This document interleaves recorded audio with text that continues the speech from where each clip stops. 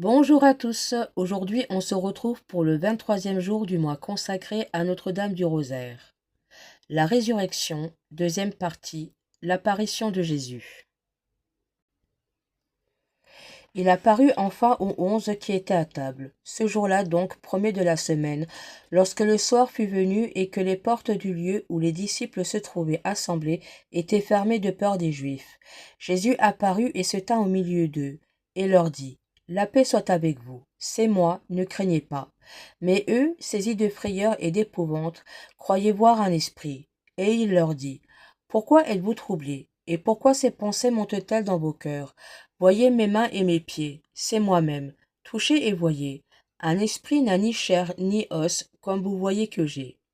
Et après avoir mangé devant eux, il leur reprocha leur incrédulité et la dureté de leur cœur, parce qu'ils n'avaient pas cru ceux qui avaient vu qu'il était ressuscité. Le miracle de la résurrection est si important que Jésus l'entoure d'épreuves multiples, pour rendre notre foi inébranlable. En diverses circonstances, il apparaît à ses disciples, aux femmes saintes et à plus de 500 personnes. Avec ce flambeau de la foi, allumé au tombeau glorieux de Jésus, les apôtres iront embraser le monde entier pour le conquérir à la vérité.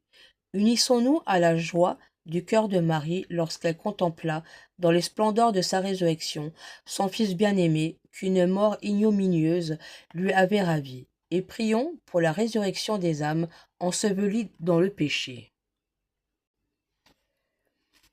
Voici un exemple. Vers l'âge de 18 ans, Frédéric Ozanam vient se fixer à Paris. Sans être incrédule, il avait l'âme plus ou moins atteinte de ce que le père Gratry appelait la crise de la foi.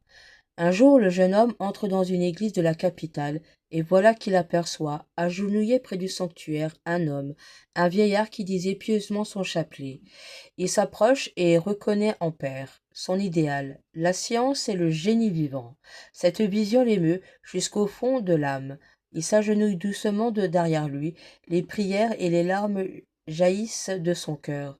C'était la pleine victoire de la foi et de l'amour de Dieu. Plus tard, il se plaisait à redire: Le chapelet d'Ampère a plus fait pour moi que tous les livres et même tous les sermons. Prions. Ô Vierge Marie, obtenez-moi une part aux joies de la résurrection de Jésus.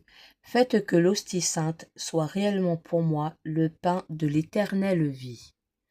Amen.